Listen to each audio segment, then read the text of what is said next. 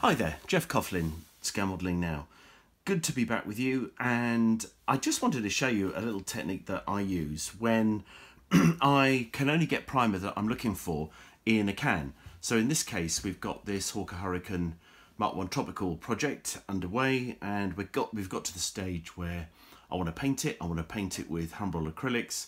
As generally is my kind of policy with these things, I like to keep the same manufacturer's paints throughout a project where possible, and I find this particularly useful and kind of almost necessary, certainly with Humbrol acrylic products, because they just work best with their own stuff rather than mixing it all up. So the problem is that I've got the primer in a spray can, a rattle can, which comes from, as you can see, from Humbrol, but you can, the idea is you just spray it straight over the model, and up to a point that's kind of okay. It says reaching for said model, so I've got the Hurricane, it's at that stage ready to spray. But the problem is that unless you're really careful, you can put too much of this stuff on, and you only need to kind of pause for a second in one spot and you're going to get a flood of paint all over the model, and it's just not easy to control. So I think it's quite useful to try and decant it into a small jar to start with, check the consistency of it, thin it if necessary, and then spray it with an airbrush onto the model. So this little approach is if that's the way you want to go.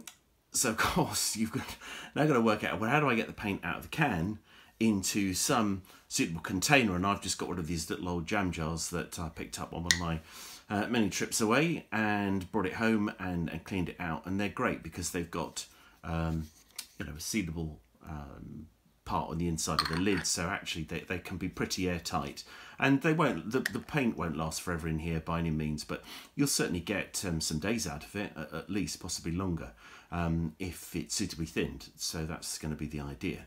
But in order to get the paint from here into there, that's not an easy task. And one way I've found that can improve the chance of success of getting the paint from the can into some sort of receptacle that you can then use is to use a pipette. So I've got here just an ordinary little measuring pipette. I'm sure you've seen these. I use them all the time for measuring out paint and so on. I mean, they cost next to nothing for a little pack of these things. And so how do we do it? Well, there are different ways you can do it, partly dependent on the style of the nozzle. Now, unlike my airbrush cleaner, which has got a really convenient little hole here at the top, which you could just literally push the end of the pipette into, it would be great to do it that way around, and you could then decant it by spraying literally straight through here. And the nice thing about that is that most of the kind of gas would fly out over the paint, and the paint would then drip down from the tip or the open end of the pipette straight into our receptacle. But we can't do that here because of the design of the nozzle. So the only way I can think to do it is to just be a little bit careful and hold your open end of your pipette up to the nozzle, bringing the nozzle quite close, and then spray like this straight over the top here into the receptacle.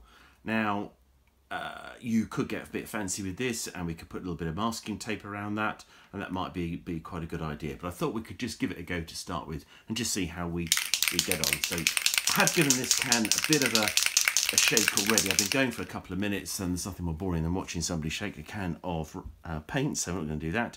So literally all we're going to do here then is try and make sure that our nozzle is of the end of the pointy bit of the tip pipette is straight into our receptacle, like that, as you can see.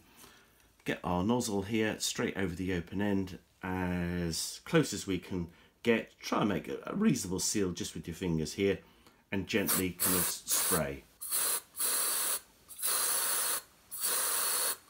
Okay.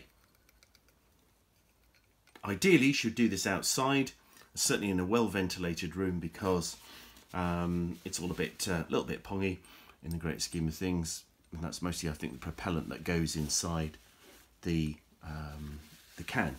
Okay, so there we go. We've decanted that, and in fact, as you can see, it's not actually too messy at the end of the day. If you just try and get a half sensible seal around the top of the can, it's normally fine.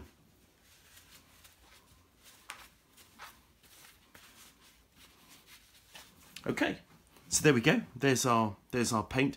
Because it's designed to spray straight onto the model, in fact, having looked at it, it doesn't need thinning at all. So we certainly don't need any of that. That's going to be good to go, and we can put that straight into our airbrush and undercoat and prime our model. And that's what we're going to do next.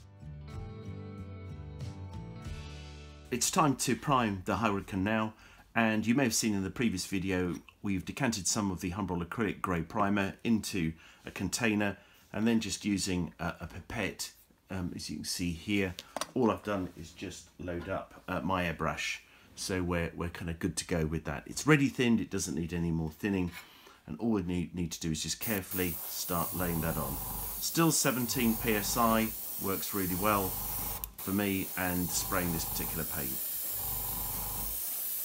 So we're going to cover the whole model with this.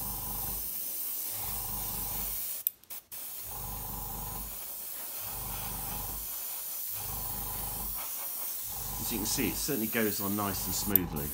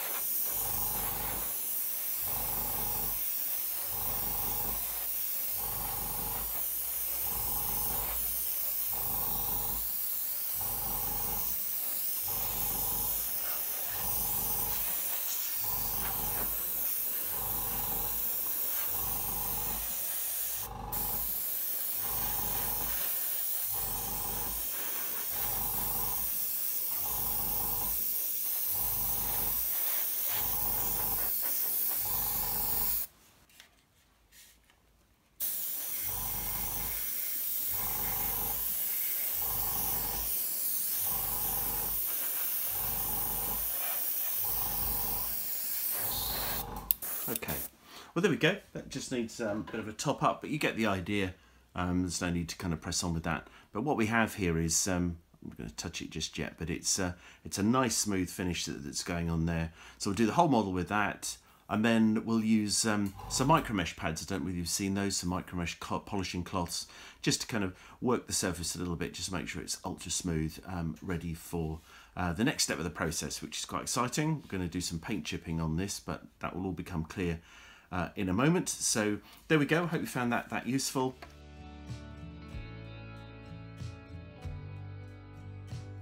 Now we've got the Hurricane primed with Humbrol acrylic primer, their grey primer.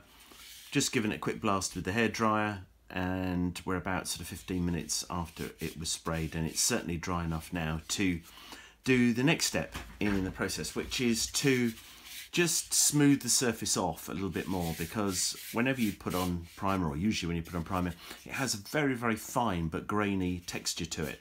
And all that happens is that if you don't micromesh it back, then it increasingly becomes slightly more difficult to get a really high gloss finish when it comes to decal application and that kind of thing.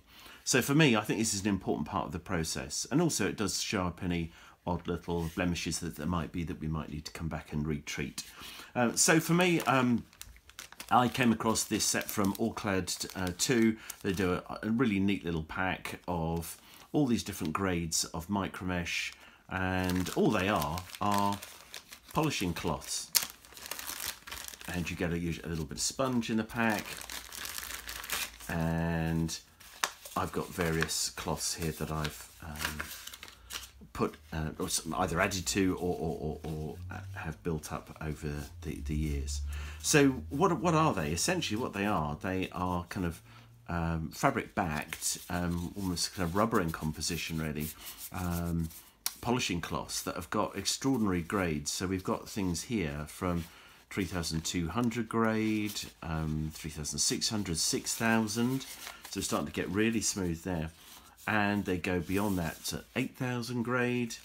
And I think even, all sorts here. What else? We've got more 6,000, 4,000, all sorts going on here. But one of my favourites is 12,000 grade here, which is absolutely fantastic. So this is a great one to kind of finish off with. So what I tend to use is just usually pick the 8,000 grade, followed by the 12,000, and away you go. Do you need to use the sponge? No, not really. Sometimes it just catches some of the little raised fine details, so you might want to avoid that. But if you don't use the sponge, then you can just wrap it over itself and just in your fingers, just gently work the surface. You don't need to be too shy here. I think that's the important thing to say. Equally, you don't want to go completely mad either. So just firm pressure. That's all you need.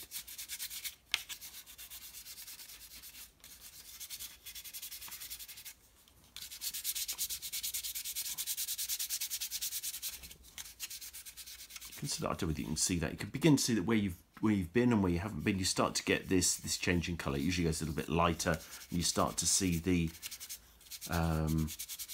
reflections coming back off the polished areas.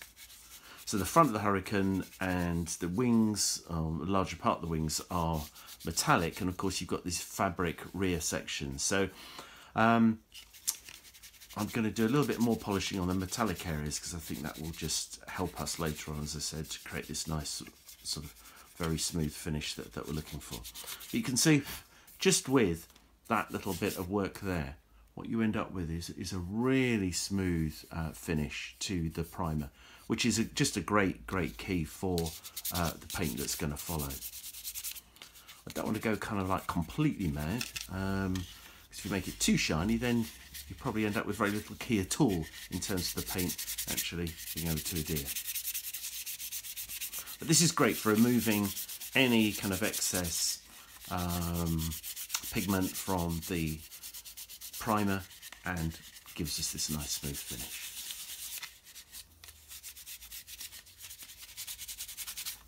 Very quick but essential part of the process in my book, this.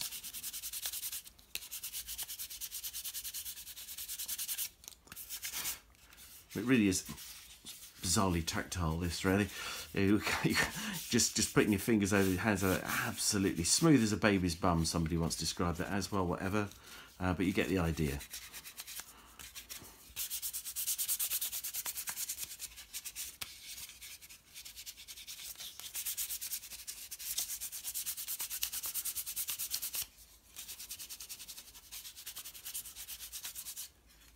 So it doesn't take long at all, this. So we've probably got just another couple of minutes of working the surface and we'll be done.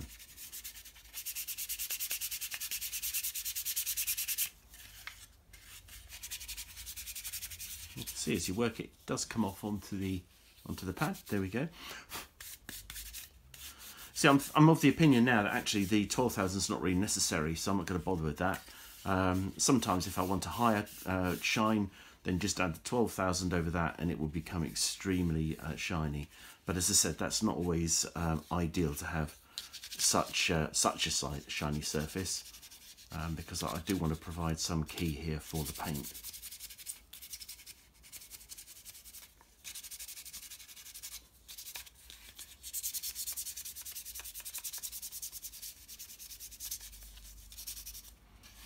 Okay, but you get the idea there. Probably a couple of little areas just to finish up, but that's the Micromesh, which follows the prime, and all the time we're getting nearer and nearer to be able to spray our top camo colours and the underside camo colours. But I want to do a little bit of paint chipping, and that's going to come next, and that should be quite exciting. So we can see how that goes.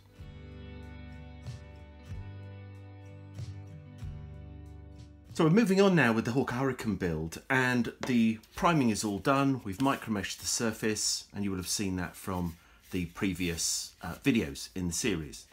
I mentioned that what I wanted to do was try and do a little bit of paint chipping on this particular project. And if I just move the model out of the way and bring the main picture in here on the box art, this is the scheme that I'm looking to do. I mean, why wouldn't you? I mean, it's about as varied and colourful as it gets with RAF aircraft.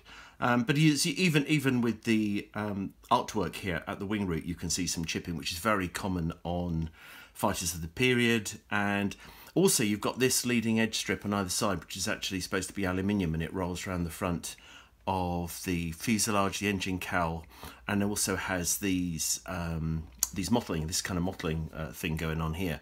So we're going to be doing all of that. But in order that we can do chipping, what I wanted to perhaps take you through, if you're unaware of it or you haven't seen it yet, or maybe you haven't had a chance to try it, is this hairspray technique, which is a method that, if you've been to any of the shows, particularly Telford, you may have seen Jamie Hagger demonstrating.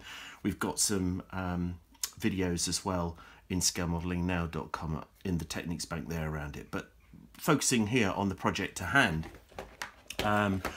the next step really in the process, coming back to our Hawk Hurricane, is to lay down some silver. Well, the nice thing is that having put down the acrylic grey primer, the Humbrol acrylic grey primer, that's a really good base, and I've left that now for 24 hours to really get lovely and hard. So that will work perfectly well for what we're looking to achieve here. So what we're not after kind of a high, bright shine metallic finish. That's a completely different story on another day. This is about trying to replicate that very much more sort of toned down aluminium that's just kind of breaking through where we're chipping, and is very evident along the leading edges of the wings and around the front of the engine cowl, as you saw in the picture. So for that, what I quite like to use is a shade of metal from Allclad. This is the Allclad 2 Duraluminium. And Duraluminium is a great colour because it's slightly off silver. It's got a slight kind of ever so faint kind of goldy browny tone to it, so it's not so stark, so it replicates quite nicely as a kind of slightly more worn basic sort of base, I should say, not basic, base kind of silver to use. So Duraluminium ALC 102 is good for this. To be honest, there isn't anything that I found at the moment in the Humbrol range that will work as well as this kind of thing. Number of things about this. One is it's only sprayable. You need to make sure you spray in a really well ventilated space. It's a lacquer based, as you can see here, it's Allclad 2 lacquer based product, and as I said, it only airbrushes on. But it does airbrush on really finely and smoothly and thinly, which is going to be perfect for showing through a lot of the surface detail on the Airfix kit, which is great. So on top of that, we'll be applying some hairspray, and we'll get to that in the next video. And then over that, we'll spray the matte colours from the Humbrol range that we're going to be using for the chipping, for the main camo, and that we'll be chipping. Okay, so we've got all of that to come. So first of all, let's lay down some of this Duraluminium. Just needs a really good shake first of all. Probably hear the little ball that's in the glass jar that helps to mix up the lacquer.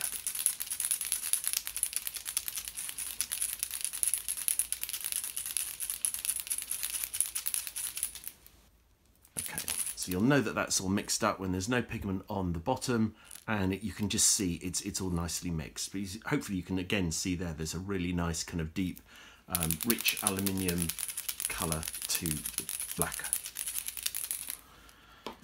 Okay, let's get the box out of the way. There's the model here. Let's bring the airbrush in. I think for me, I quite like to spray this stuff around about, again, what's nice is no kind of change setting needed on the compressor. Around about 17 psi I think is absolutely fine for this stuff. So we put about half a cupful in there, which will be absolutely plenty for what we need. And then what I've done here is protect, you've probably seen here, protect the fabric areas that would be on the real aircraft. So I'm not looking to put aluminium on any of those, because if we we did that, then we might end up with all sorts of chipping in the wrong place, showing aluminium through where in fact there was fabric and all of that, which is not too clever. So all we need to do is keep the airbrush on the move, make sure you don't stop at any point, and just very, very fine. It's a very fine mist we're putting on here, and we build it up slowly. There's no rush about this at all. So what I tend to do is just start on one area first, leading edge here into the wing root,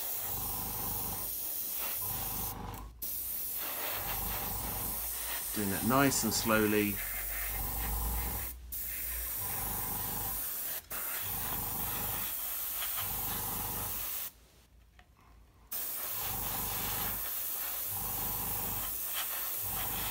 Mostly going to focus on the upper side for the chipping, not least of which because that's what you'll be able to see when the model's standing on its undercarriage. Do a bit underside as well, that'll be okay, we'll get to that in a bit.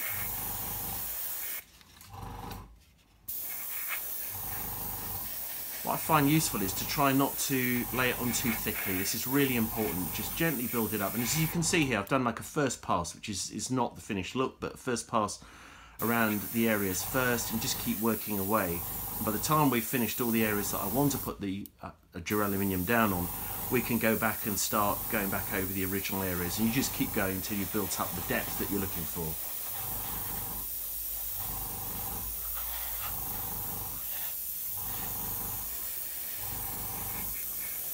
Interesting enough, while we're on the underside, the wheel bays are silver, or aluminium I should say, so we may as well deal with those at the same time, and then we can mask them out, save a bit of time.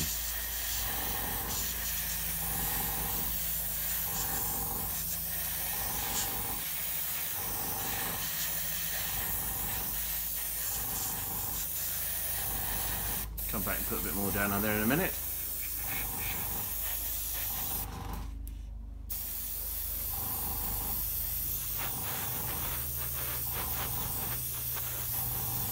So now you begin, hopefully you can begin to sort of see that that prep was really worth the effort. You just got this nice smooth aluminium finish coming through.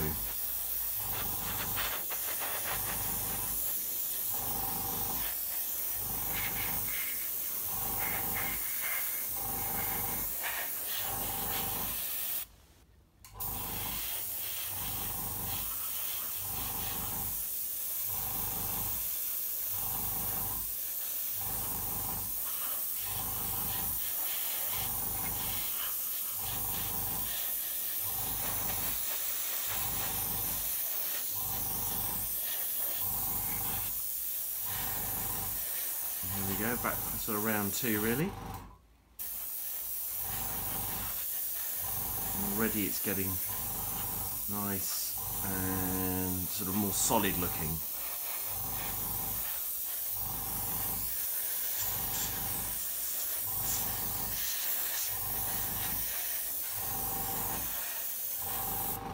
A little bit of silver around that intake there, the big air scoop underneath. I think that's going to be worth a little bit of chipping on there too.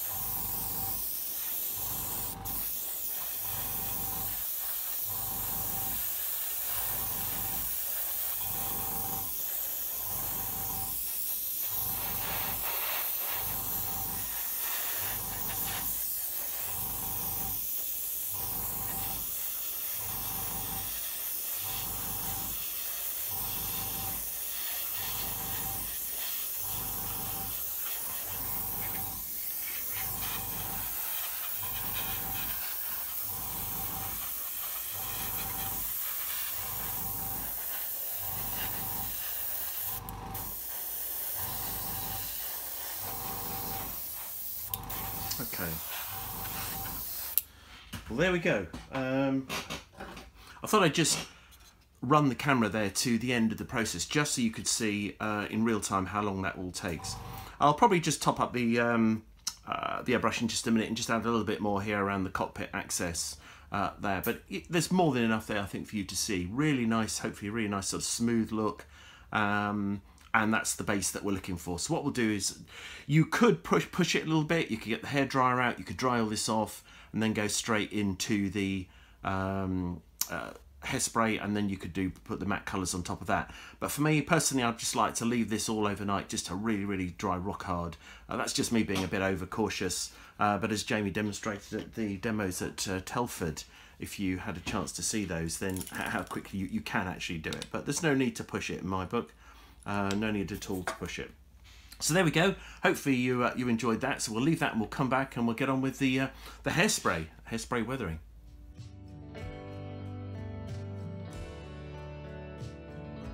One little task that we need to do is to drill out the gun ports, which are moulded into the leading edges of the wings, as you can see here. And a handy way of doing that is if you've got one of the Humbrol tool sets. This is the medium tool set. In it you get a pin vise drill, and luckily you get a 1mm drill bit. So all you do is just release the chuck, just sufficient to pop in our 1mm drill bit, slide that in, so I've got about 1 centimetre sticking out of the end, and then firmly tighten up the chuck so that's not going anywhere there. And it's fortuitous it's 1mm because that's just about the size of each of these holes here. So just so those are going to look much better on the real thing, all you do is just hold it nice and firmly, pop the drill bit, and then just rotate the shaft, trying to keep the drill as parallel as you can to the center line of the aircraft. Nice and horizontal. And because the back of the drill here has got a swivel circle to it, it's nice and easy. It just sits in the top part, as you can see here, of your full finger where it joins the main part of your hand, and you just rotate it until you think you've gone sufficiently far with that. So for me, this is about just trying to go in enough so that looks like a completely clear hole.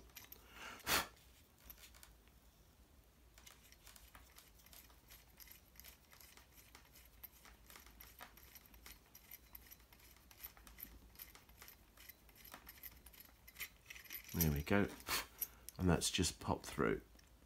So I'm just gonna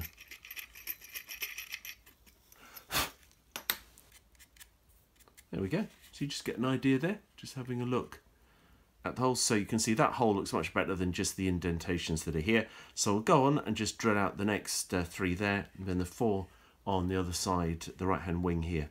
And that's just another little way you can just enhance what's provided in the kit. Nice and easy.